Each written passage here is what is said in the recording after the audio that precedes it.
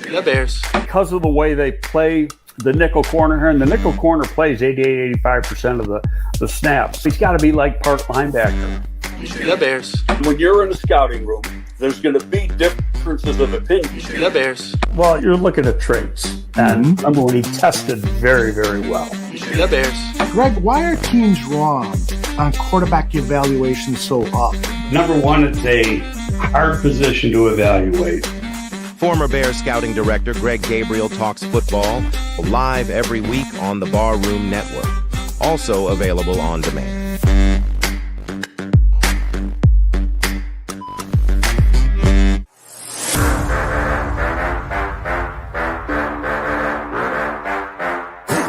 Look, I think it's a good time to be a Chicago Bears fan. There's a lot to be excited about.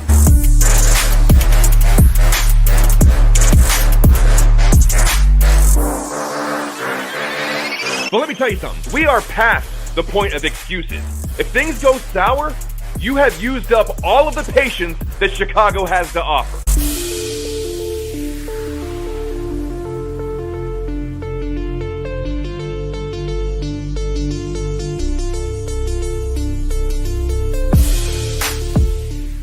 The following program is rated TV MALV. It contains strong language, violence, and nudity. It is intended only for mature audiences.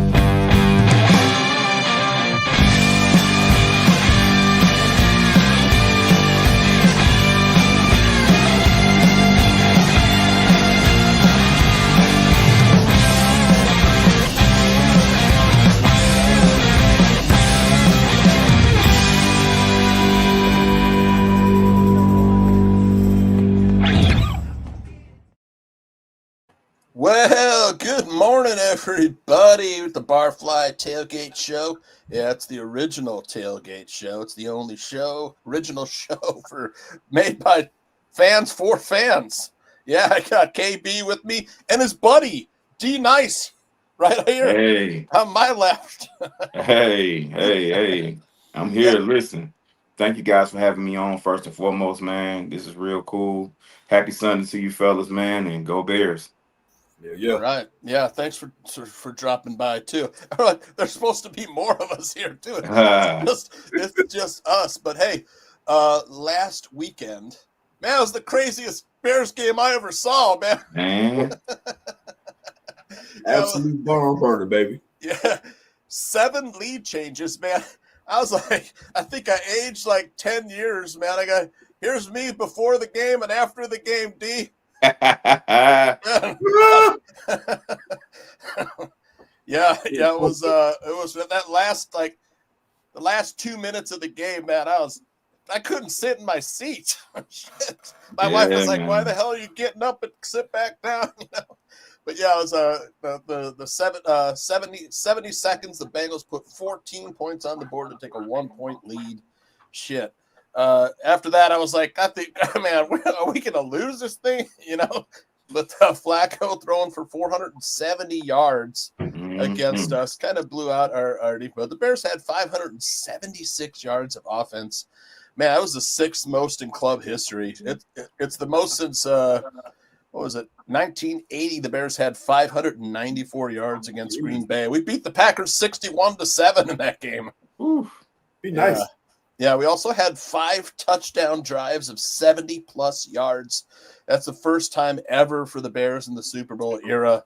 Also, man, I don't know if you guys – Caleb Williams was trying to fill the stat sheet in every category, man. Yeah. This is the first player in NFL history with at least 275 passing yards, 50 rushing yards, and 20 receiving yards in a single game. That's the first time in NFL history. He also caught a touchdown pass. Yeah. He threw 3 touchdown passes and caught a touchdown pass. But I want you guys to talk about the turnaround in Caleb Williams from last season to this season. His sack rate is down. There's still a little bit of backyard ball in him that I wish we could coach out of him. Yeah. But go ahead, give us a little breakdown of Caleb's season so far. Go ahead, D Nice. Well, right now, I mean, we all will agree that it's still a lot of growth to be had, but he just, he's doing a lot of things that he wasn't used to doing, and the old regime didn't have him doing, and he looks more comfortable week by week, even though the stats may not show. But the most impressive thing for me about last week, is that he grew in. He showed himself in every stat except the turnover stat. Last week, and compared to a couple of weeks prior, that wasn't really a thing because he had that one interception. He had that one interception in New Orleans and also in Baltimore. So it wasn't no turnovers last week, which is a great thing. He's looking as if he's more comfortable. And I think between the way he goes about the way Ben Johnson has kind of taught him to go through his progressions, and also, his just being more aware of what's going on is what helped with the sacks. Outside of the fact that the guys up top did that thing in increasing, improving the offensive line. Yeah, huge. But more than anything, because they would tell you now. I've heard some former professionals tell me that sacks, most of them on the quarterback. So, like you said, still got that backyard thing, but it's certain aspects of that backyard situation that you don't want to take out of them. Yeah. Because 100%. Imagine, we all familiar with Brett Favre and what he did to us, but what he did to us, he did to a lot of the NFL too. But the best thing about Brett Favre was that backyard quality. Yes. Because it opened and up. Mahomes as well, because it opens up opportunities for big plays. So, you just want to kind of like fine tune it, if that's the thing. You want to kind of like, you don't want to smother it. You don't want to put that fire out. You just want to fine tune it. But I think, the most important, the most glaring thing about his growth to me is that he's being more comfortable with becoming a professional quarterback. Because we all seen him at USC, and it was just drop back after drop back after drop back, and it was, all the wild plays and stuff like that. Everything was all on him. Once you get to the professional ranks, it's not like that anymore. Now, you still have to carry the brunt of the load, but these guys are the best of the best that you're working with here. In USC, you're working with a few guys that's going to be, working for corporate America somewhere, may have a doctor, a lawyer, but all these guys that you're playing with on Sunday are professional athletes. So I think he's slowly understanding that it's not all about him. Yeah. Yep. So that brings a level of comfort to him, and I think it's only going to get better. Like, we still got half of the season to go, and I think we're going to see a lot more improvement. I hope so. Look, bring in Neil real quick, and we'll get to KB on Caleb. Let's see. I gotta figure out how to do we have there. We go. How's that? Is that all right? Neil. All right. Neil, welcome. Say hi to D Nice, KB's buddy here. Thanks for dropping by again, D Nice. We're talking a little bit about what's going on, D Nice. I got a buddy too. His name is D. Not very nice at all, not even a little bit. Everybody got buddies. What was happening? We're talking a little bit about Caleb Williams' improvement from last season to this season, taking less sacks, throwing the ball away more, and using his legs to get yards for the explosive plays.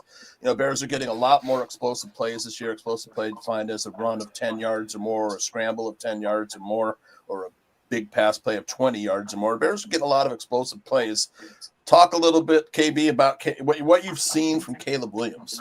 Oh man, listen, man, my boy D Nice touched on a lot of things, man. And I'm just gonna keep mine real short and pass the thing over to Neil. It's Ben Johnson. It's simple put, man. This is the first time in my Bears fandom that I can ever remember us getting an offensive coordinator who is offensive focused, that's actually implementing his offense in a way that the entirety of the offense is understanding. You're getting wide receivers bought in the block, which is big. That's springing some of these big runs. That's how you get Kyle Monunga with 176 yards rushing last week. You know what I'm saying? You get some of these offensive coordinators. I think another move that's very, very underrated, Dan Rorschach.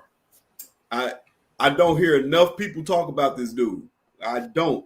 We spent X amount of years dealing with whatever buddy's name is from last year who, oh my God. You can wax poetic about how bad he was as an offensive line coach. Demo. You see the progression of the first game of the year. We getting all these false starts. We getting offensive line procedure penalties. To gradually, it's starting to get a little better. It's getting a little better. It's getting a little better until now the offensive unit seems a little bit more solid. Yes, having a Joe Thuney on the offensive line helps. But you got Darnell Wright playing right now as one of the top 3 offensive line tackles right now in the league. You know what I'm saying? That's big.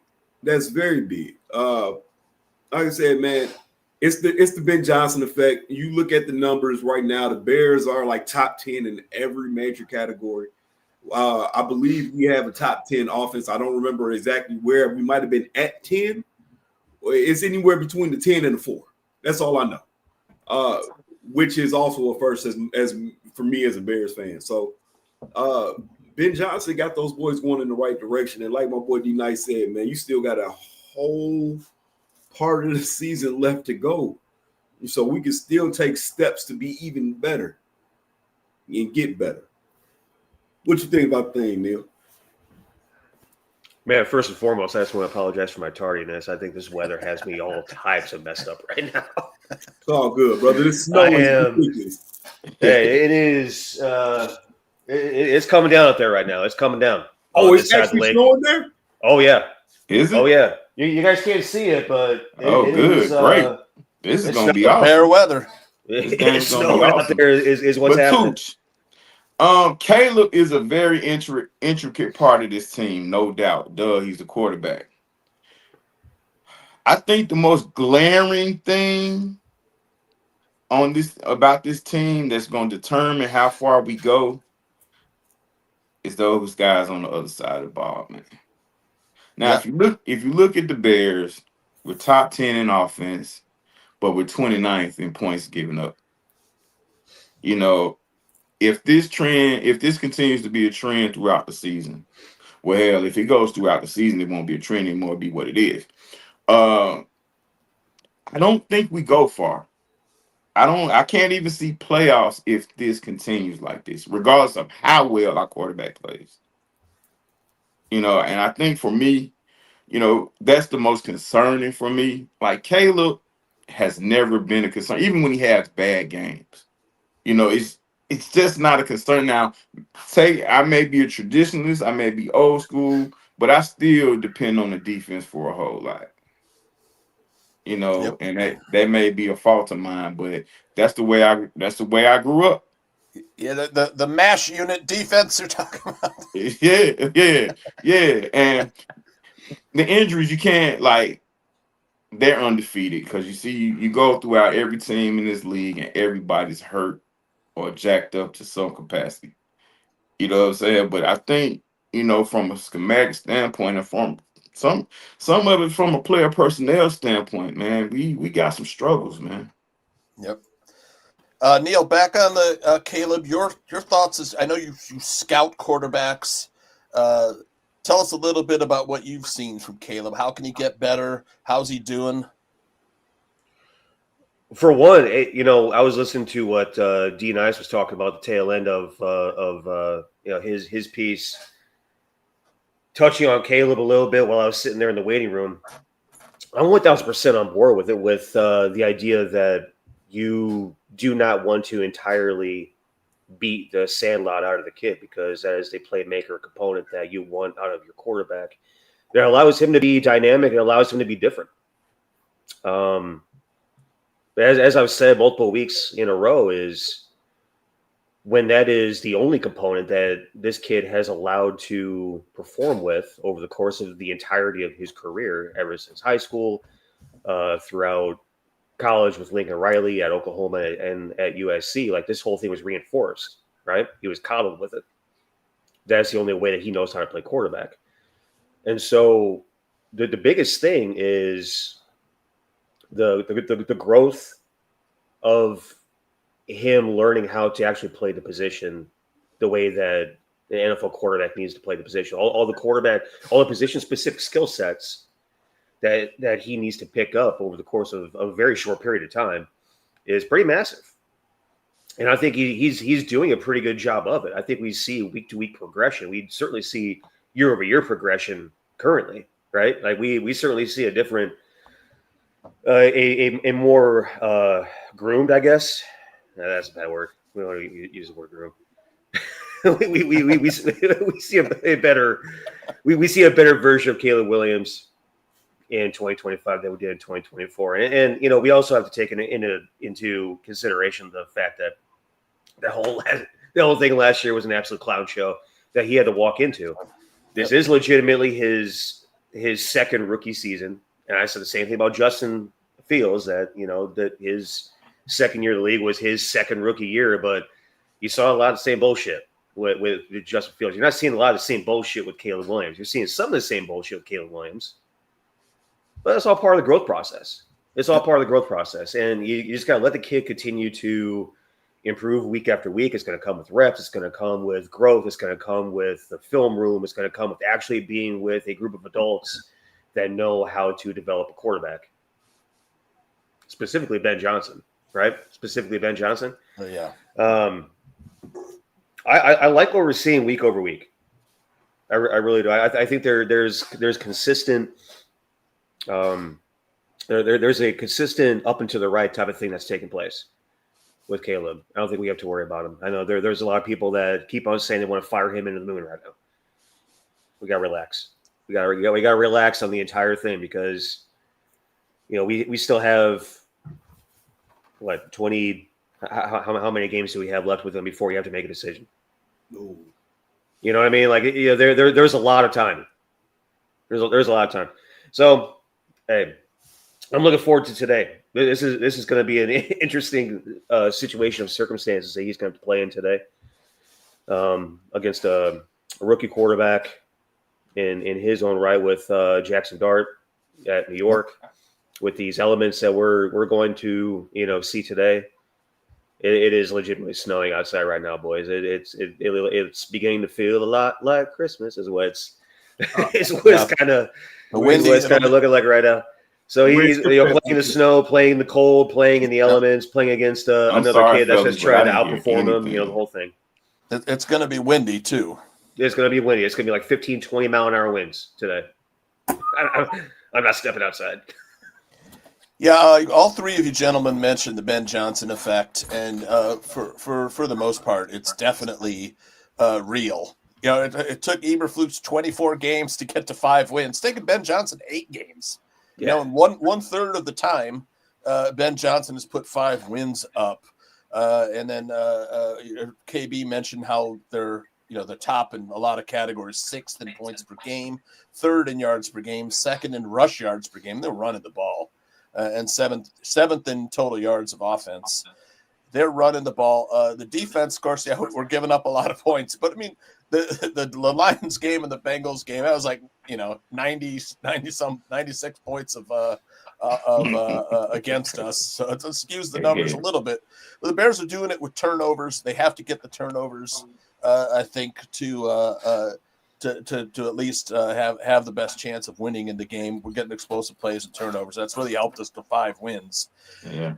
But like we said, the injuries on defense, especially in the cornerback position and defensive end, we took a couple hits at defensive end, losing Deo Adingbo for the season with an Achilles, the same injury he had at Vanderbilt, and then we lost Shamar Turner for the season as well. We ended up picking up Joe Tryon Shoyinka, but when I looked at this kid coming out of the draft 5 years ago, his name was just Joe Tryon, Yeah. But I mean, he's 6'5", 260.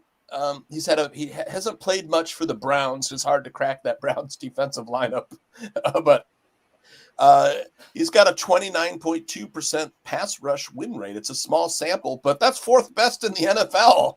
But yeah, it's very, very small sample size. But all we did was send a 6th-round pick for the kids. We got Joe Tryon and a 7th-round pick back from the Browns. So it's quality depth, I think. Poles has done you have to give Poles credit this season. The offensive line, Joe Tooney for a 4th-round pick, Jonah Jackson for a 6th-round pick, Drew Dahlman has been good, and then the depth he's done to replace with Chauncey Gardner-Johnson and Joe Tryon. You have to give him his props this season. They're running the ball so well. And of course, Darnell Wright was probably his besides Caleb Williams, his biggest draft acquisition. And Darnell Wright is just mauling people. The offensive line has been fantastic. Let me ask you guys this. Because we have so many deficiencies on the defensive end, will it affect how we run our offense? Will in time we have to go into a more ball control offense to keep the other team's offense off the field, just to control time of possession? But when you do that, we have to score touchdowns. Doing that and getting field goals, you can't do it that way. But will it come a time when we have to just kind of go to a more ball control situation instead of being explosive like we all want to be? I think you want a little bit of both, don't you? Yeah, this weather too. We need to play some ball control with the wind and the snow. Yeah, like I said, but with the key to the ball control, because I don't mind it, we cannot settle for field goals. When we get in the red area, when we get in the money zone is what I like to call it, we have to get paid. That killed us against the Ravens. Yes. Yep. Yes. Yep. Being efficient in the red zone needs to be the sole focus, I think, going forward. I think that's that's the biggest thing that this ball club needs to fix is its red zone efficiency, tight zone efficiency. Putting the ball in the paint when you get down there. Last week they did once against the Ravens, right? We got to do that more. We got to do that more. Every time we get down there, we gotta score. We gotta score. It puts pressure on the opposing team, and what D-Night specifically talking about. Keeping our defense off the field. The biggest thing about, geez, man, dude, your keyboard is loud. It's just absolutely tapping away, Neil. I'm running the show back here. I'm sorry, man. I can't hear him. I can't hear him at all. I can't hear nothing he's saying. Oh, you can't hear Neil? Nah, I can't hear him. I can hear him. Is his picture showing up for y'all? Yeah. I can't see his picture either. You want? Why don't you go out and come back okay. in or refresh? I'll do that. Yeah. Because I'm wondering, I'm like, he rolling. I don't want to interrupt him or nothing like that because I believe him, but I can't hear anything. Oh, all right. I'll go out and come back. Come back. All right. All right. Sounds good. I was beginning to wonder what the entire thing was taking place. What are we talking about? Red zone efficiency? Yeah, red zone efficiency needs to improve. That's the biggest thing. Ball control is a massive thing. I love watching this team dominate another team offensively. Just physically punch you in the mouth offensively. Saw it twice yesterday with Mississippi State. Saw it pretty much all day with Notre Dame. These like 6, 7, 8, 9-minute drives that these Chicago Bears have been able to put on the board this year is just Man, it is the straw that stirs my drink, brother. I'm just gonna go ahead and tell you. Growing up in a house that loved the wing tee and option football and running the ball and all those different types of things, man. That is what football is about. And in this weather, that is football. That is what I hope we see today. And it is a fun thing to watch when you see our tailbacks just go ahead chunking off 3, 4, 5, 6 yard runs, beating down the defense, maybe get into like a third and short, running down their throat once more. Keep on turning over first downs, keep on moving those sticks, get the ball down the field in a very methodical way. Is completely tormenting an opposition's defense. Is the way I love to see football played. It's fantastic. We'll see that today for sure. We're gonna have to with these conditions. We're gonna have to. But yeah, once we, you're damn right. You're damn right. I love that Notre Dame Navy game. Absolutely.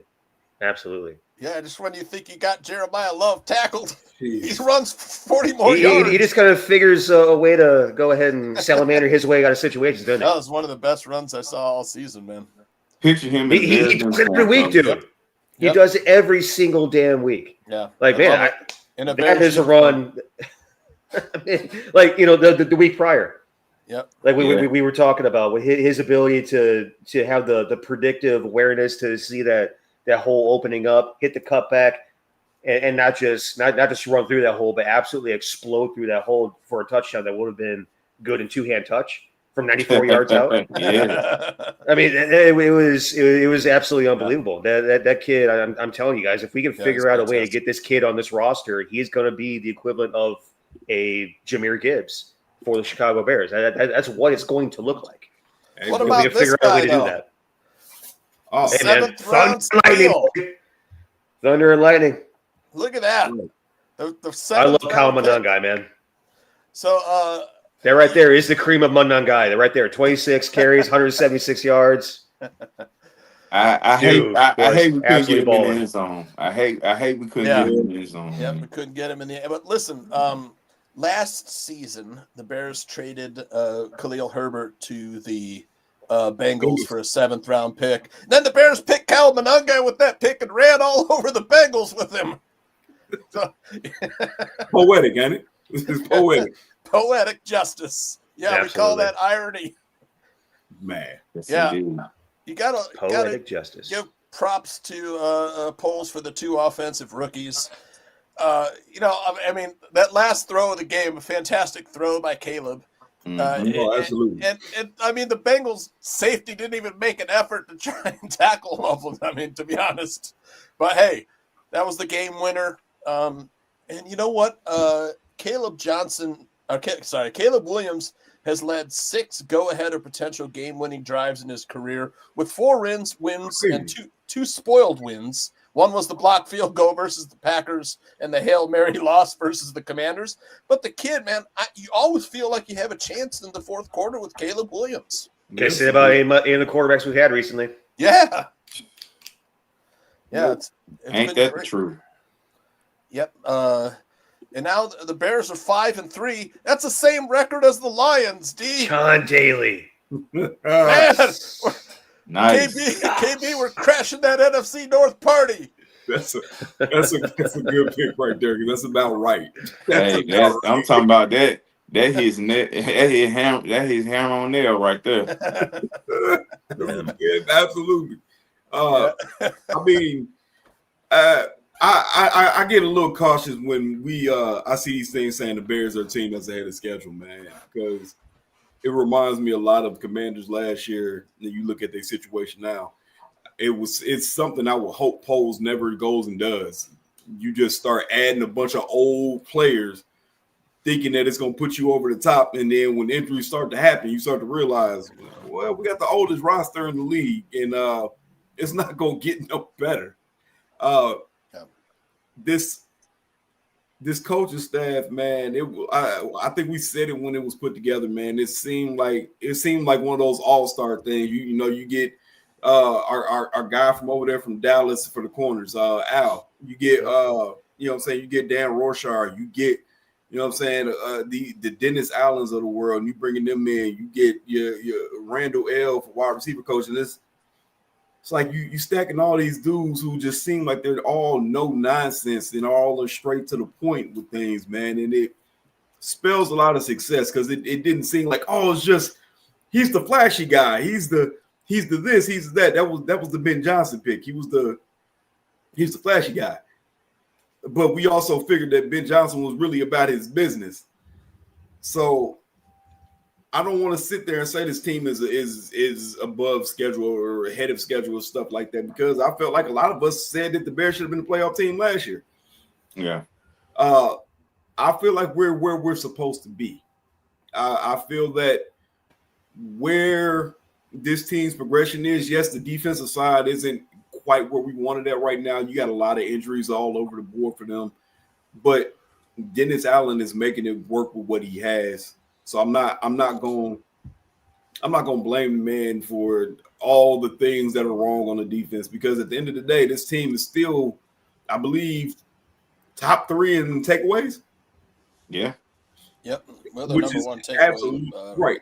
I think we are number one. Turnover rate in the league, positive turnover differential, which is absolutely crazy to think of. This defense is bad in so many spots, but they still give you the big plays. And to be honest, that's how I felt about the Saints defense for a long time, because it seemed like you could move the ball on that Saints defense, but they kept getting takeaways. And with those takeaways, they were also getting sacks. Yeah. So at a certain point, that's going to catch up to everything else. And I know the takeaways is actually going to come down to the median at some point. But right now, man, they have that defense playing feisty. And you can't count on 3 or 4 takeaways every game. You've seen what happens when you play a team and you don't get the takeaways. I'll at a Baltimore game. But even in the game where we had old man Flacco throw for 470, they had 3 picks. I mean, 3 times. Even though one of them was a gimme at the end. I think this team is where it needs to be. I think we'll start to see players start to progress even more. I've been an Austin Booker fan. I've said that when they got that kid, that he reminded me a lot of Max Crosby. Yeah, coming out as a raw prospect, and I felt that when he got in, he would give us a big play. I remember I said something about it on the last show. He did give you a sack fumble. Yep, strip sack. Funny they took him out immediately after, because it looked like he started celebrating when he should have been in the play. Yeah. But now you're at the point, man. If you Austin Booker, you're now in a position. They say you don't lose your position by getting hurt. But Austin Booker can do a damn good job today saying, hey, I'm staking my claim now and going forward. This is my spot across from Sweat. Listen, hey man, you hit on a good point, KB. Listen, we all have probably had our thing with Ryan Poles, right? He frustrates me, and I've been a huge endorser of the guy, but he frustrates me too. But what he said is in his initial press conference that he wants to build this thing for the long haul. He wants to take the North and never give it back. Okay, now the key to that is sustainability. One of the top ingredients for sustainability is patience. Okay, he's building this thing slow. He's cooking that Thanksgiving turkey, man. He putting that thing in the Bears oven. fans aren't patient though, D. But see, this is the thing. This is what we have to learn to be, because he's a young GM. He's not one of these older GMs, and I guarantee you, these older GMs, you take a look back at them when they were younger GMs. Remember, Philly's GM, when he put all those stars together on the team, and Vince Young and Michael Vick, they was calling themselves the Dream Team. Yeah, I remember and that. It fell flat. He had a bunch of high contracts that he had to get rid of, and he had to start it all over again and rebuild it from the top. And look at them now. They have a sustainable product there in Philadelphia. Yep. And we don't have to like it, but you have to respect it. And I think us as Bears fans have to come on in and just chill out and be patient, and because it's moves we want him to make. Yeah. But you can't just go out here and put the gamble on it. And the fact that he's not making certain moves is letting you know how he feel about this football team. Now we 5-3 and things are we all on a high, you know, and because we ended last year with 5 wins. But he's letting you know how he feels about this football team. We're getting better, but we're not there yet. And I'm sure when we get to where we need to be, he's going to make the move. Mm-hmm. So I just think we need to just chill out and just let it happen. You know, we've taken enough. Listen, we've taken enough losses. We've taken enough bruises. Like when we were terrible, you know, we had to endure all that because of the GM was trying to cook this thing in the microwave. Let me ask you guys, for those of us who lived through the Mark Trestman era, where we had a good offense, but we didn't have a good defense. Man, that's my fear of Mel Tucker era. Yeah, but I mean, I feel like we're in a good spot with Dennis Allen, who's a fantastic defensive coordinator, and he's really, I mean, he took basically the same guys as Eberflus had last year, and he's gotten 10 times the production out of them from last year to this year. But moving forward, we definitely have to get a little bit better so that defense, the offense isn't always having to outscore everybody every week, where we can at least have some I'm trying to find the right word, some balance. Yeah, can't or we can at least have some balance, and I think that's going to help us get to that sustainability. Yeah, but it's just gonna take. It's a work. Progress is a process, man. Yeah. Oh yeah. So we just gotta just let it happen. But from last year to this year, you have to give Poles a whole lot of credit. Like I said, I mean, you look at the rookies. I know Colson Loveland started the year injured. He had the shoulder. Now he's starting. His blocking's been better than advertised. He's running routes like a wide receiver, man. Neil, did you see him running some flies and deep post patterns against cornerbacks last weekend? I mean, lined him up all over. He's in the slot. He's split out wide. He's in line. I mean, just a fantastic weapon. I'm anxious to see the growth from the tight end out of Michigan. Anytime you get a guy in your roster that could be multiple, regardless of what position it is, that is a massive win. You know, because a guy that could be dangerous in doing a bunch of different things is the way you number one get to your second contract, but then also too you have longevity in this league.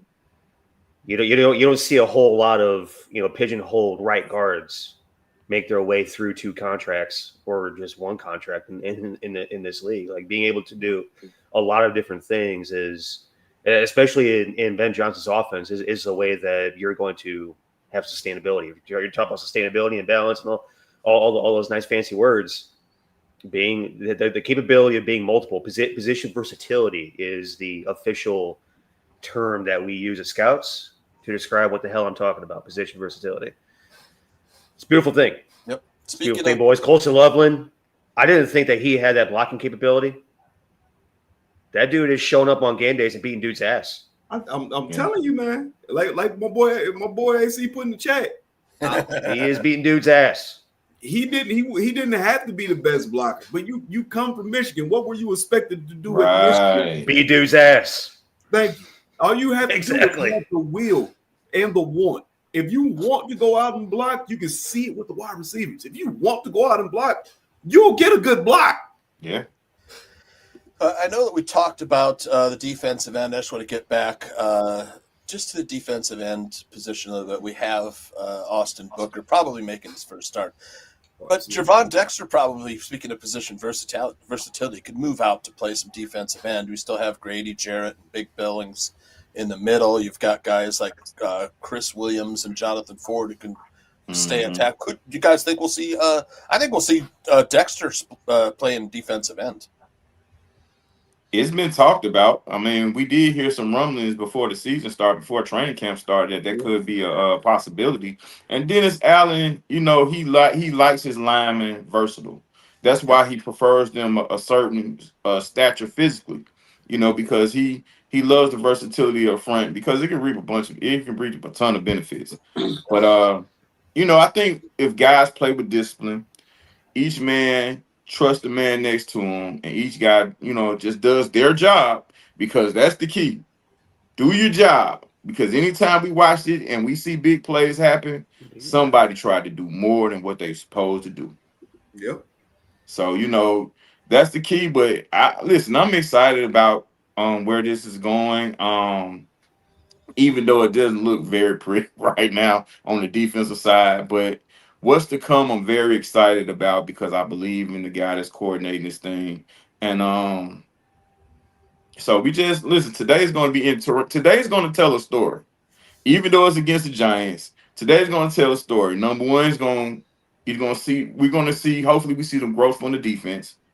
And number two, if we win, we're automatically better than last year.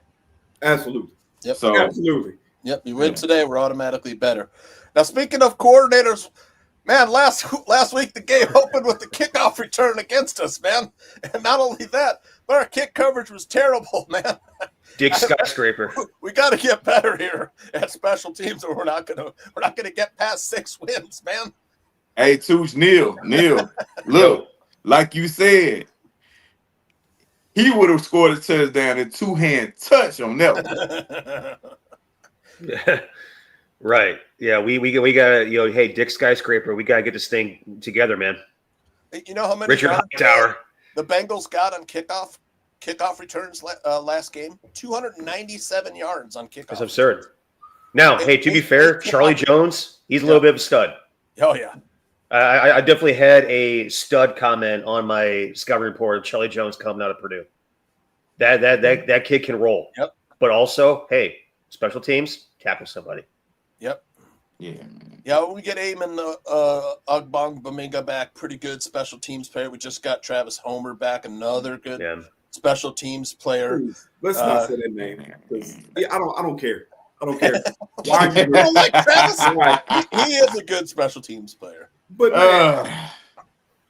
all right, I'll take your word. Does not appreciate special teamers. Get running back snap back. He has to bring some quality to this team, because he's still nowhere.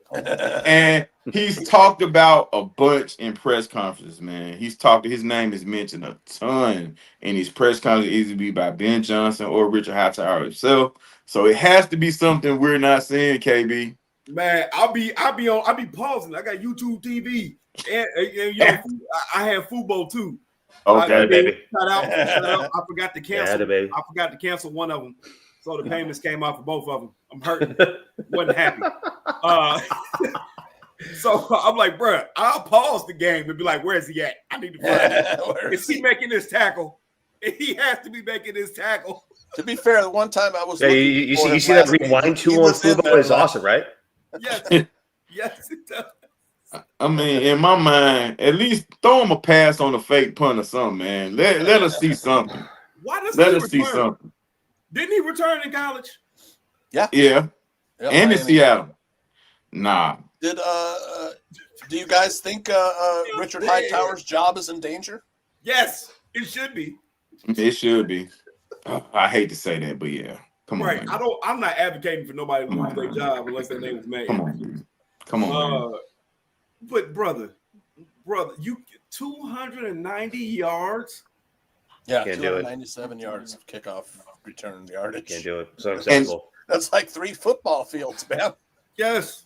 Last week was just the straw that kind of broke the camel's back. Yes. We've had special team issues all year long. Like, this has been a thing. Even toward the end of last year, this was a thing, man. Like, come on now. Yeah. I just hope we can just play a complete game. If nothing else, on that side alone. Let's not get no kicks blocked. Let's not get no punts. Let's not get no punts blocked. Let's not let a guy run untouched. Let's not let a team average 45 yards per return and things of that nature. Let's just play a clean game, man. AC and this hate for Cairo. Here's the deal. Let me just say, this is a game where we got to get a strong leg on the roster to be able to put that thing through the pipes. And modern NFL teams have guys that can hit 58, 60 yards during I was games. gonna say, We don't have 60, that. 67, you know. Yeah. I'm praying for Cairo today, man. Y'all say it's snowing and everything. You say you're praying for Cairo? I'm praying for him, man. We got the hands, and we're talking to God about Cairo today. Yeah, just because he's going to be the kicker today, man. He's our kicker. You got He's to. the kicker, man. You know, and he's been our kicker. I think we all should pray for Cairo today. If we could combine him and Moody together, we'll have a hell of a kicker. Oh, dude. Right, the accuracy with the power? Yeah, because Moody is terrible from 30 in. Cairo gets shaky from 45 out. You know what I'm saying? So if we can put those guys together, man, you know, we'll have something. Hey, maybe we could spend a 4th round pick on a kicker instead of a punter next time. Yikes. Don't you cuss at me, too. Don't you cuss at me. I want to go up. I want to get back to something that D said earlier about the wins and stuff. The schedule gets a little tougher after this game. Bears, the first half of the season had the 10th easiest schedule. Coming up, second half of the season, we got the 9th hardest schedule remaining. So we're going to break down the Giants here in a second. But before the first half of the schedule looked like pretty daunting with the Ravens and I forget the other teams that we end up being. The Commanders on the road, ended up not being as hard. And the Commanders, Bengals, when we thought we were going to face Burrow and Chase and the entire thing before Henderson got hurt, and that we thought that was going to be a kick in the teeth. And until Joe Flacco was raised from the dead like the Undertaker. And threw for 470 on us. But the schedule, it's not going to be easy in the second half. I would love, of course, to see the Bears, kind of maybe sneak into the playoffs here. But either way you slice it up, the Bears have improved drastically last year to this year. All right, let's. Any final thoughts on the upcoming schedule before we move on to breaking down the Giants? One thing I learned last year taught me anything, is do not look at their schedule and feel no type of way. Because remember how we all felt about last year's schedule, easy, and how it turned out bad. Right. So the same thing that happened to us the first 8 or 9 games could ultimately happen for us the last. Like the NFL is a week-to-week thing. Things change every week. Each term is different for each team. People get hurt, as we all know, because we have a whole waiting room of guys that's hurt. But it's a week-to-week thing. So one thing we can't do is look at this schedule and feel any type of way. The going gets tough, the tough gets going. The last end of the schedule will be a measuring stick for this team to see where we at. If we make the playoffs, great. If we don't and finish with 8 or 9 wins, that's great too. That's something to bring into the off season. We understand what we need to work on. Our quarterback grows a little bit more. So, if we can play up to the level of competition, then I think we'll be in a good spot. But if not, we've been measured, and now we know where we at. So that's how I feel about the end of the rest of the schedule. I was gonna say, man, I feel like this, man. You gotta go out there and handle business today. Yep. Right now, I'll never say that we should automatically win the game. I'll never say that the Bears are shoe-in. We're not there. But this is a game you have to win. They're down 2 of their best offensive players. Their defense is very susceptible to the run. This weather is going to lend toward running the ball. This is what you're supposed to. Your team right now is built for. This is what your identity is run first, play action off of. You have to go out and win this game. Get to 6-3. The second half of this schedule, bro, all I'm looking for get 4 wins. Just find a way to win 4 of them games, man. And that's a lot to ask. That's a hell of a schedule to look at. But like my boy D Knight said, you can't look at that schedule. You have to find 4 wins in these last 8 games. That gets you to 10. If you can win the day, that gets you to 10. 10-7, anything can happen at that point. We've seen us not make the playoffs at 10-6. We seen this team get into the playoffs at 8-8, or whatever the case was when they played with Trubisky in the Nickelodeon Bowl. Yep. So you understand what I'm saying? Yeah. To the point where it makes it hard for the committee, for the NFL, whoever it is, to say, okay, well, we got the Bears at 10-7. Are they a playoff team or are they not a playoff team? Should be enough to get in, I would think. You know what I'm saying? And it's a hell of a thing to say, man, because I remember in my young NFL watching career, the AFC was always the better conference, in my opinion, or division, however you want to put it. But you look at it right now, the NFC is stacked. We sit here and say the NFC North is the best division in football, but the NFC West has a thing to say about that. 3 teams, 6-3. I mean, yeah, they bottom team is. What about the Panthers, KB? Oh gosh. Hey, they might have something to say in the South. You feel me? He might actually be a Panthers fan. I'm not 100% certain if he is or not. He might actually be, though. So, like I said, man, to me, man, we aren't at the point, like we said, with these trades. It's not a point where you go out and you try to make these big swings to get big dudes and big names and all this other nonsense. Right now, we're at a spot where we need to fill the team in with as much depth as we can so we can make a push. But also at the same time, you were in a position to make the push. Right now, we control our own destiny, man. And it's a hell of a time to be alive. Like I said, I'm looking for the 6th win today. You get us the 6th, and we had this conversation that every week, man, like I said, it has to be about business. 1 week at a time, win a game. But if you could just find 4 wins, brother, you could just find 4. Find 4 more, yep. This weekend is critical. We do need to get to 6 today. Yep. Yeah. Because this falls in the category of beat the teams you're supposed to beat. If you're a playoff team, if you're a postseason contender, you're supposed to beat the teams that you're supposed to beat, and this qualifies today as a beat the team you're supposed to beat type of situation. Yeah, the Lions are probably got to do that. Wins today. They got a road game against the Commanders, and Dan Campbell 12-0 coming off a loss. So you have to figure the odds are good. The Lions get to 6-3. Although Monday night the Packers have a tough game at home against the Eagles. They lost to the Panthers last week, and they were looking ahead to that Eagles game on Monday night. They didn't pay attention to the Panthers. The Panthers snuck one by them. Yeah. They also lost their number 1 receiving option too. Yes. Packers.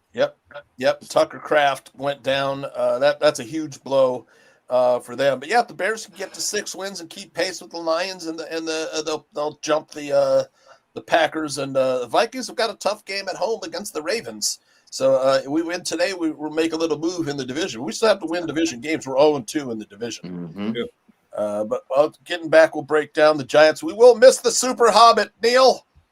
Oh, man. he won't be there.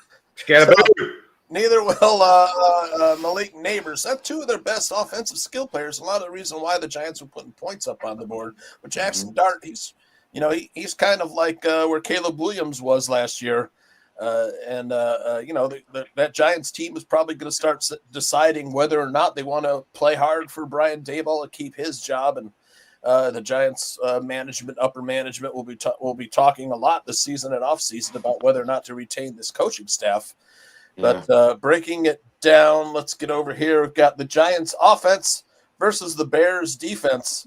So the Giants offense, where they're ranked, you're looking at about middle of the pack. It's the Bears defense. It's got to pick it up. With expected points added category, we're kind of in the bottom half there, and then the Giants Bears defense. Here we go. The Bears run defense. That's what we're going to be looking at here, because Giants will probably be running the ball today and the weather. But the first 4 games, we were giving up a lot of runs. We've buckled down on the run the last 4 games against Washington, the Saints, Ravens, and Cincinnati. So there's definite improvement here. And then the Bears offense overall, man, we're getting the explosive plays. And here's where you can exploit the Giants' defense. That run defense is 32nd in the NFL. Mm-hmm. So we got to run the ball today. Absolutely. Now, you guys, I wanted to ask you a little bit about that Giants defensive line. They have some studs, man. Dexter Lawrence has not played up to his potential. You still have Kayvon Thibodeau. Brian Burns is like upper echelon pass rusher and pressure rate. And then you have their number one pick, Abdul Carter. And he's been might not be playing today. He might not be playing today, but he's been getting pressure. He's been getting the sacks, but he's been pressuring the quarterback. Yeah. Anybody want to chime in on the Giants defensive line? Ooh.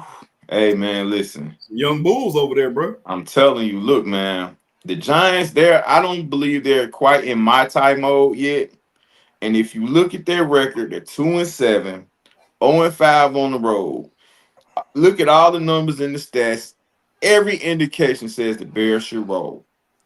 But those dogs they got on defense, Bobby Okereke, like you mentioned, the Swamp Monster, Dexter Lawrence II, and Brian Burns leads the league in sacks. Yep, he leads the league in sacks. And Benito. No, I think it's Burns now. Burns is the number one. I think it's Burns now. I think Burns is number one now, or their tie is something. Right. Last I heard, Burns was one, and then you mentioned Carter, who may not play, but Carter showed his versatility, his ability to get pressure on the quarterback, and I think he has a couple of interceptions too. So these are the things with this Giant team. It has been keeping them competitive. Unfortunately, they've lost their key weapons on offense, but this defense is keeping these guys competitive because they got guys that can get out the quarterback. I've been critical of individual elite pass rushers, but a team that can bother the quarterback as a collective is a dangerous thing. And they definitely have that in New York City. Yeah, we definitely have to keep an eye on a lot of New York Blue anyway. New York Green gave away everybody, but New York Blue definitely has that. New York Blue. That sounds like an NBC weeknight show. New York Blue. Hill Street Blues. NYPD Blue. Don't say that NYPD Blue, baby boy. That's Blue. All right, let's take a look at the Bears injury report. The players that are out: Josh Blackwell and TJ. Man, we just got TJ back, guys. Yeah. Yep, and Dom Robinson, we out now. Britton Brown reverted back to the practice squad, which means that DeAndre Swift is probably going to play today, and we could use him. I tell you, we just need to get the ball in the hands of the tailbacks. That's all we got to do. Whoever it is that's in that game, whether it's 25 or it's 4. Against the Ravens last week, remember I was telling you guys last week, anytime we didn't give 4 the ball, the drive went to hell. And that could also, you could input 25 in there as well. Anytime 4 or 25 don't get the ball, the drive goes to hell because Caleb cannot shoulder the entire thing on his own. We got to make sure the tailbacks get the damn ball. Britton Brown should be playing, man. I'm sorry. Britton Brown should be out there, man. Yeah, Britton Brown should be on this roster. He certainly should. Graham Gano, the kicker for the Giants, is out, so they are running with a new kicker for this game. No. So Young that could work to our advantage. Young Ho Fresh. I don't know. Very familiar with him down here in Atlanta. I don't know who's kicking for the Giants. Let me take a look here. It's Young Wei Koo. Is it? It's cool. Yeah, it is Young Wei Koo. Yep. It's cool. Fresh Koo. Yep. He was elevated from the practice squad. Ooh, that's not good for them. Very familiar. Well, he's Jekyll and Hyde, man. I was gonna say he's streaky, man. One day he's really good, and one day he's not. That dude has capability of shooting rockets through those pipes now. Yes, sir. Yes, sir. He's got the capability. Yes, sir. Accuracy issues a little shaky, but he definitely can get it through the. He got. He's on there talking about Moody. I want Moody too. I want Moody as well. I think we need to seriously talk about our ability to evaluate the kicking game. in this city. Yep. Hey, props to Tory Taylor the last week. Yeah, really the past 2 weeks. Dude is the whole 9-iron thing that he was supposed to have coming out of Iowa has been showing it the past couple weeks now. Yeah, if it weren't for some dumb penalties, it'd have really been. Yeah. We almost beat the Ducks yesterday at home, man. I had the under in that game, cash that ticket, but dude. And I thought we had that one wrapped I thought you guys had a one too. What the hell happened there, Tucher? Yeah, they had a one long run from the Ducks quarterback and kind of got them in field goal range. We scored a little too early with just around the 2-minute warning, went ahead 16-15. Then the 2-point conversion failed. So then I knew we were in trouble. The Hawkeyes are in trouble. But man, it was a good game, man. I was the Hawkeyes, if they win that game, they had a good chance of maybe winning that. We're making a sneak into somewhere, nice. Still might. Yeah. Still might. I don't understand how you take the number. What was Oregon? 8, 9, or 9 in the country. Yep. They're ranked number 9. I don't understand how you take 9 to the brink and potentially should probably also win that game. Yep. And get moved down in the rankings. And if anything, I think you should probably slide up. Yeah. Potentially, but we have this way of thinking when we're ranking teams that just because you lose, you move down. That's not necessarily the case. The only time I've ever seen that not happen was 20 years ago when Notre Dame played USC in the game of the century. Mm-hmm. And they actually, I think they moved Notre Dame up a spot after that game. I think they went from 10 to 9 or 9 to 8 or whatever the case may be. Yeah. They certainly didn't move down. I don't think we should be in the mindset where just because you lose, you have to move down in the rankings. I don't think that's the case. I think Iowa, the AP voters smack every single one of them that don't have Iowa in the top 25. Smack them across the base, punch them in the mouth. I think we were 20th or 24th before the game, somewhere in there. In AP? Yeah. Were they really? Yeah, 24th, I think, or 20th. Yeah. We finally have a quarterback that could do a little something at Iowa. I was about to say, for the last 6 to 8 years, Iowa's been a stud QB away from kind of owning the Big Ten. Yeah. Big Ten's leading rusher last year. Yeah. And then the year before was Monangai. Last year, Caleb Johnson. The defense and the special teams in Iowa have always been really solid. Their offensive line's been really solid. They missed out on the big Alabama tackle, though, Neil. Man, Caden Proctor, baby. Hey, just give him a tailback's number and stick him in the backfield, man. That dude can. That is an elite athlete right there. Yep. Caden I'd love to see him in the second I saw him hurdle somebody to score a touchdown, I said, "All right, that dude right there. Yeah. It doesn't matter. Just put a jersey on him, whatever number he wants, get him on the field, play some position." Yep. Hey, that's a football player is what that is. I'd have been bored a few times this week, man, and I done did a couple mock drafts just to do them, whatever, Every time we pick, they have us at 18. I end up with Cotton Proctor. I wouldn't be mad at it. Nope. Wouldn't be mad at it. And it's funny because every time they do it, the Commanders always take take Love. Jeremiah Love. I was just like, I wouldn't do it, but I understand the need. I wouldn't do it. Y'all got other problems. Yep. He's never around, but yeah, Proctor's always there. I wouldn't be mad at it. For me, local kid, like I said, kids from Des Moines. For me, a local kid dominated the prep scene here. A little college football. Penn State gave Indiana a little scare yesterday, guys. Yeah. But Indiana, man, has been solid on all 3 phases of the game, man. It's unbelievable to say that I'm saying this about a Hoosiers football team. But yeah, man, I was shot at a national championship. I mean, would have liked to have seen them play Ohio State this year, and then Texas. Oh, they will. They will first week of December. Okay, they got one scheduled. Okay, I wasn't sure. It's called the Big Ten title game. Yeah, they got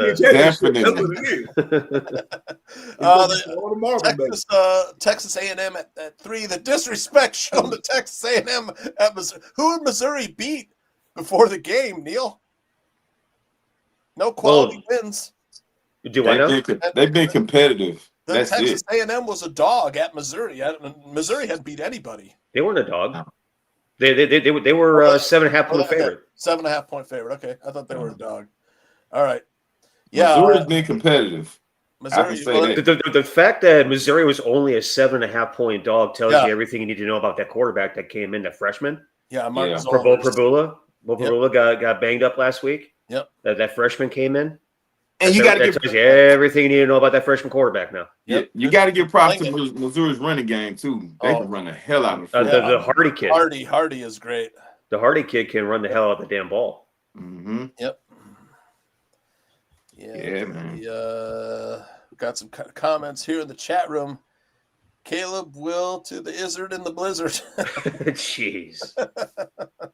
Really barely smoke. That's what we're doing now. That's what we're doing. Jeez. Yeah, Texas Tech putting a little hurt there on BYU, the undefeated. Man, gave the Mormons the business, huh? Kind of quaked the fuck out of the Mormons, didn't they?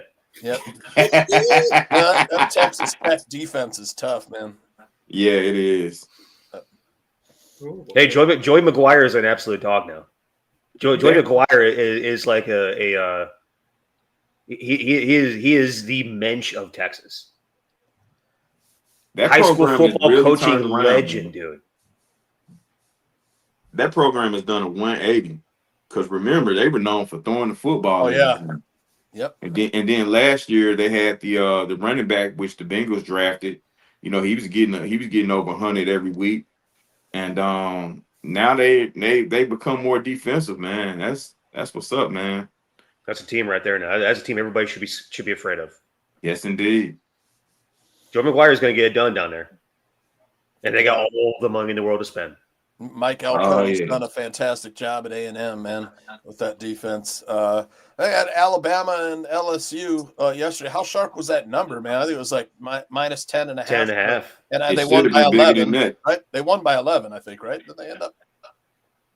What was something it? 20, like that? 20 to 9. Yeah, that number was sharp. Just scrape the edge of that. Yep. Of that line there, just scraping the edge. Yep. Alabama has some decent players. There's Overton, is that his name? The pass rusher. Yeah. I think that's the name. Yeah. Yep. But LSU I think in terms of to figure out. LSU got some things to figure out. Yep. They got one stud on that team. I like Nussmeier, but who was that kid that came in for Nussmeier last year? He almost won the game. He was driving around. This was inexperienced, but 14 he got it within a touchdown. Yeah, the number 11 on the LSU. I don't know what his name is. I know you talking about, but number 14. Yeah. He's a hybrid tight end, wide receiver, basketball player. He's a stud. And Green, I think his last name is Green. But whenever they figure out the coaching situation there, you know, depending on who they bring in there, I think they're gonna be all right. But for the rest of the year, I'm out on LSU. Yeah, I got rid of Brian Kelly, and then the politicians are trying to decide who they should select for their next coach down there, like they have a say in it. But wide receiver, Green, dude. One of those wide receivers on LSU, 14. The guy made a hand right off above the ground, man. Yeah. All right. Let's see. We've got about 15 minutes. Oh, so hey, we talked about the backup quarterback for LSU, Michael Van Buren. Yeah. That kid was at Mississippi State last year. Okay. Oh. Michael Van Buren was at Mississippi State last year. That kid started as a true freshman after Shapen got banged up. That kid has all the talent in the world. He came from a massively historically successful program out of Maryland. The name of it's escaping me right now. I don't know if anybody in the chat can. Wasn't Caleb Williams' prep school in Maryland? No. Yeah. Hang on a second. Let me. St. Francis Academy. Yeah, St. Francis Academy. That kid is that kid's a gamer, man. He should have been probably starting this year, to be honest with you, because the Nussmeier kid, not a big fan of. Michael Van Buren last year, he's. You could probably liken him a lot to how Caleb was, if we're going to sort of like, analogize this entire thing. Yeah, built Caleb as a rookie in the NFL was kind of like how Michael Van Buren was as a true freshman at Mississippi State. You saw all the arm talent, you saw the natural skills, the athletic ability, the capability to perform the position. Showed a lot of really nice things and flashes. Yep. Just could, he's just a young kid. He just needs to grow and learn and develop in the entire thing. So the same frustrations that we have as a Bears fan base, State fans endured last year with Michael Van Buren, but also taking into consideration how absolutely atrocious the entire situation was before Jeff Levy got there, and after Coach Leach died, how atrocious that situation was, how absolutely embarrassing that situation was. For that kid to come in and do what he did last year and actually give that team a chance to, they only won like 1 or 2 games last year, right? Mississippi State. Yeah. He gave that team chances to win last year. Yeah, I was impressed, man. I was like, who the hell is this kid? Yeah, because Newsmeyer will be in the draft. His dad played in the NFL. Quarterback. I think he's quarterback coach with the Saints. So yeah, could be looking at getting Saints. The Saints drafted. They just drafted a 2nd-round quarterback. We'll see today against the Panthers. But finding that quarterback, it's everything in the NFL. Yeah, you have to. Or Shaq would say, "It's everything." That commercial you see every time, man. The Music City Miracle. All right, got about 10 minutes left. KB, can we get in 3 minutes of Chicago Bulls talk? Man, woo! Let's go, baby. I love, man. Josh Giddey, he's so fantastic. See red, man. And then broke last night. Billy Ball coming to fruition, man. I love this young team, man. Matas Buzelis has been great. Man, you got some good young players on this team, man. It's exciting finally to watch a Bulls basketball game again. Yeah, man. They just had the murderers row in back-to-back games, though. Yeah. You had the tough loss to Milwaukee and the tough loss to Cleveland last night. And like I said, that boy put Giddey on skates last night. Yeah. Oh God. Yep. I mean, right now he's sitting at 6-3. It's still not bad, man. Yeah. They're still fun. They're still a fun team to watch. So man. fun. They did have a lead in that game. They ended up giving it up. I mean, it happens. Still doing this without Kobe White, which is actually kind of shocking, but kind of makes me worry about when he comes back, because is he going to disrupt the flow of how the team is playing, or is he going to help the flow? Like I said, Barry, it's good to see. And like I said, it is nice to see an actual exciting Bulls team play games and win games early in the season. It is what it is. We'll see where we're at the midpoint. I love the ball movement. I love the way they're playing. It's a lot of team ball, man. I think that bodes well for them going forward. The NBA has changed so much, man. It used to be so star driven. Yep. And now you're starting to see a lot of these teams regress back to the median of, if you just have good players and they find a way to be cohesive with each other, you can win games. Man, you said it. The nucleus gelling, dude. Just get it together. That's what it's all about. That's how you get a Oklahoma Thunder team win a championship. Yeah. You know what I'm saying? Team over me, man. Team over me. When I was in high school, our football team, we had shirts on the back, big team, little me, team over me. Yeah. That's what it's all about. Yep. So, I mean, like I said, it's still early in the season, man. I hope they continue to play. Yeah, they had 2 really tough games back to back. It happens. I know a lot of people were waiting for them to start losing, but you're going against teams that are playoff contenders every year now. So it is what it is, man. But they are fun to watch. Yeah. Listen, Billy Donovan got them looking like the Florida Gators, when he was coaching. Yes. Looked like a college team. Now, KB, what you said about the league used to be a star driven. It's not so much anymore. And when you have a good team, you can win basketball games. But if you have a star player on a good team, that's how you win championships. Yeah. Those 2 games that the Bulls played back to back, the only difference between the 2 teams is that both teams had a bona fide stud that win, because ball movement is great until things get tight. Yeah. And you don't when you're moving the ball so much and everybody's touching it and scoring, you don't know who you can depend on when things get tight.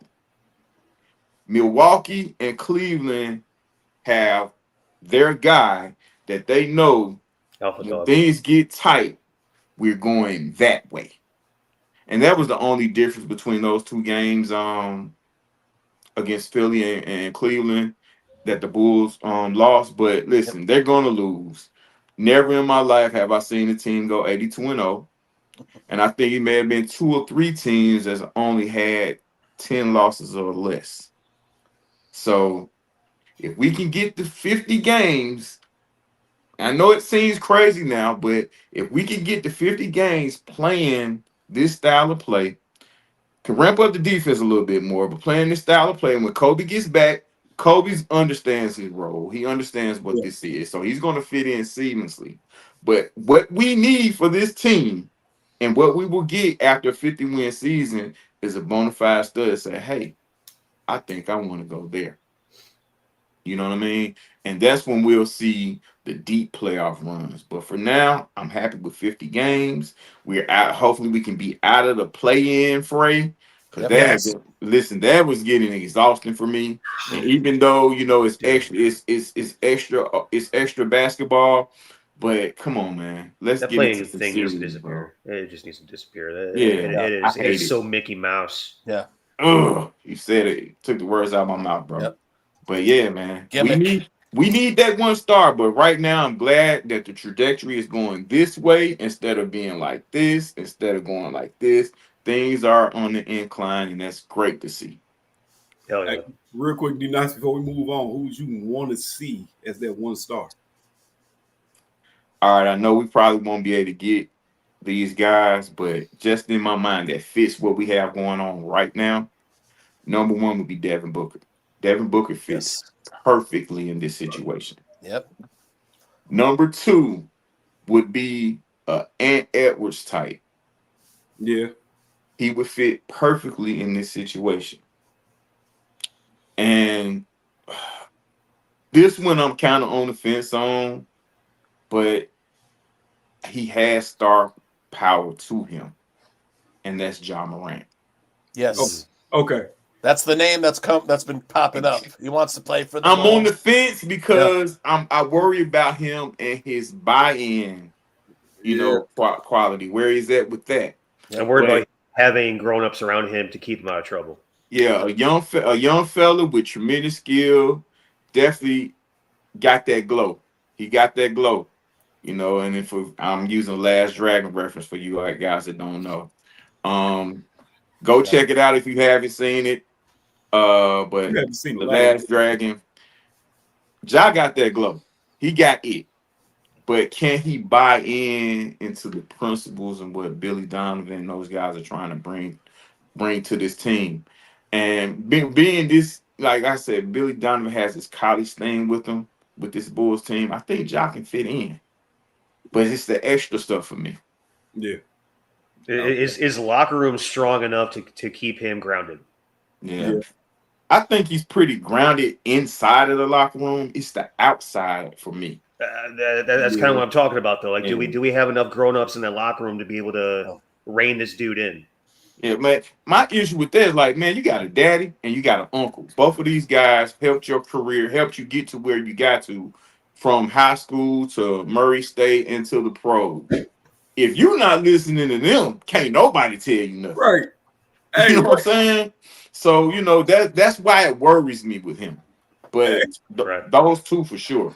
In the immortal words of Eminem, this guy thinks he's a gangster. His real name is Clarence. And Clarence have a real good name. You better stop this shit, John. You know you got That's it right there, dude. Up, man. That is it right there.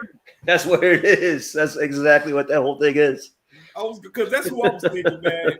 It's a selfish pick for me, man. I like Ja coming out because he reminded me of a young Derrick Rose. And it's just like, bro, that excitement, that ball handling, that speed, the explosiveness, the explosiveness, being able to make the play when you need the play made. I was like, bro, that's D Rose. And like I said, I'm a huge D Rose fan, especially since he's a hometown guy, bro. Yep. But Ja, you gotta stop it, brother. You gotta come on, man. Come on, man. That's all I'm gonna say. And at this point of the where Ja has kind of stunted his value, a Kobe White, another player, and a couple of draft picks to get him to Chicago. Because his value, he's killed his value a little bit. Yeah. Could Kobe be the guy? Is he going to be a black hole with the basketball when he comes back? No, he won't be. Kobe won't be that. I don't think. Because can he be that alpha dog difference maker type? Because we've seen that in flashes. Yeah, but I think he's reached the ceiling, and the only separator from the superstar and a guy that's in Kobe White's position is the consistency. You know, like the superstar guys, they bring it every night. You know what I mean? Yeah. Kobe, you just see, like you said, Neil, you see the flashes. Mm-hmm. You know, and it's too many. If you see too many flashes coming out a window, what that mean? Somebody need help. That's a good one. So all right. You know, so hey Neil, I ain't trying to kill it for you. Kobe White's a good player, bro, and he fits in what's going on. But I think he's hit the ceiling. I think he's the best he's gonna be, which is not bad. What he reminds me of, and I'm not comparing him player to player. He reminds me of like how Ben Gordon was. Ben Gordon was a good player, but you know Ben Gordon hit a cap, and it was like, okay, Ben Gordon is probably just going to be this, and that's what he is. I hope that's not the case. I would love for Kobe White to be what we want him to be, and to be the alpha dog of his team. Ben was so good. Ben was so good. He was so talented. He just it's up here for him, man. Oh, so that Celtics series in the playoffs in 2009. Oh man, holy hell! Yes, that best playoff series ever. Can you imagine? Can you guys imagine if we had Ben Gordon when Derrick won the MVP and we faced that Miami team with a guy like Ben Gordon? Yep. Yeah. And it's funny because I had this thing, a similar conversation with also the development of Jimmy Butler. If we would have had the Jimmy Butler that became what he became on that team with Rose and all them boys, hell yeah, the Miami series would have been a way better watch for us. Tibbs was being a hard ass, man. He didn't want to get that boy. Like Jimmy never had a chance that year. He never had a chance to see in the floor that year, which I thought was unfortunate because he could at least come in and give you 6 fouls, man. All right, let's got another show coming up after this in about a minute or two. We'll go around the horn and give a little prediction here, and start with KB for today. Bears Giants. Put a little stick a pin in this one. Oh yeah. I was gonna say, man, what we do real quick for D Nice, man. If you don't know, we give score predictions, bold predictions, MVB. You can pick both sides of the ball, do whatever you want to do. All right, that being said, I have the Bears winning this game. I said 31-13. Yeah, I'm giving this up to the ground game. I do feel that Caleb will make a couple passes, but I'm not leaning heavily on Caleb today. With DeAndre Swift coming back and Monungai coming back, I'm gonna say my bold prediction: Monungai gets more touches and more carries today than Swift does. I'm just gonna keep it simple. I'll say rushing will have somewhere in the realm of 200 to 220. MVP, I'm gonna give the Monungai. I feel like this game lends to his running style a little bit more than DeAndre Swift's, but you're gonna need both of their running styles. I hope they keep to running Swift off the sweeps and the outside zones, and let Monungai eat in the inside and let him do what he did last week. I also want to throw my bold prediction out because I'm a fan. I want him to do good. Austin Booker gets 2 sacks today. That being said, hey man, Shout out to the chat, like always. Y'all boys is out there talking, man. We seen all the comments. We love the comments, man. Appreciate y'all doing your thing, man. Shout out to y'all boys, man. You know what I'm saying? I know we down two of the main guys. We down AC. He had a work thing he had to do. And Chris, man, C-Dub, man, hopefully you can get this situation with your laptop, everything figured out so you can come back, brother. We miss you. Shout out to our boy D Nice, man. You came in, bro. You did your thing, bro. I mean, integrated perfectly with the squad, brother, and we appreciate you coming on. Yeah, so, fantastic. Thanks for having me, bro. I really enjoyed this, man. Y'all take this thing away, man, so we can get that boy Two Shot to get us some money. I'm gonna keep it super quick. KB nearly took my prediction away from me in terms of the score. I was gonna say 30-13. He said 31. We got an extra touchdown in there somewhere. Love it. Love everything about it. All right. Bold prediction. Well, Jesus. Okay. How about this? Most valuable Bears, Monangai and Swift together. The two-headed rushing attack is going to get us in the end zone multiple times. I think my bold prediction was we're actually going to look like an NFL football team in the red zone this week. And I'm going to assume that the way that Ben Johnson likely ripped Dick Skyscraper's ass after that performance last week for our respective teams, we're going to fix that whole entire thing up. That's kind of where I'm at on that entire thing. So those are my things. Those are my things. I appreciate y'all boys. Let's stay healthy and safe out there. Man, this weather got me all kind of messed up right now. Just go ahead and tell you. Hey, orange juice, though, load up on that vitamin C. Just load it up. Stay healthy, stay safe out there. I want to give a special shout out to like all my family because this weekend is the 6-year anniversary of my grandpa passing away. So been kind of a tough weekend, just a little bit. The ultimate gentleman, veteran state coming up, served in the Korean War, was a master of ballistics engineering for the American Army, which is an awesome thing. My grandpa knew how to blow some shit up. Pretty cool thing. But yeah, so that whole thing took place this weekend. So shout out to my family, shout out to everybody else that, has family members that are, on the way out or just, hey, you got all some older family members, man, I appreciate the time you have with them. I appreciate every single second and minute that you have with them because, hey, the only thing undefeated in life, boys, is death. All right? Yes, sir. That's all that shit's about. So cheers to you guys. And hey, this thing right here, KB's got one too, right there. Tooch got one over there. Follow us. Do that whole thing. Follow us because we talk during the game. We have great conversations. And then also give us things to talk about on the show next week. Right? Yep. Like, subscribe, hit the bells, share with all your friends. This is the best damn Bears pregame show in the country. All right? Share it with everybody. Let everybody know that we do this thing on Sunday at 9 a.m. Damn right. Go on, D-Nice.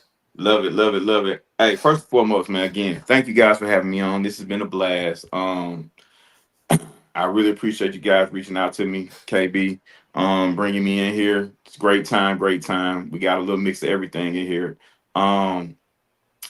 Secondly, condolences, Neil, to you and your family. And whoever, I seen it early in the chat, somebody said I look like Darnell Wright. You out of pocket. You out of pocket.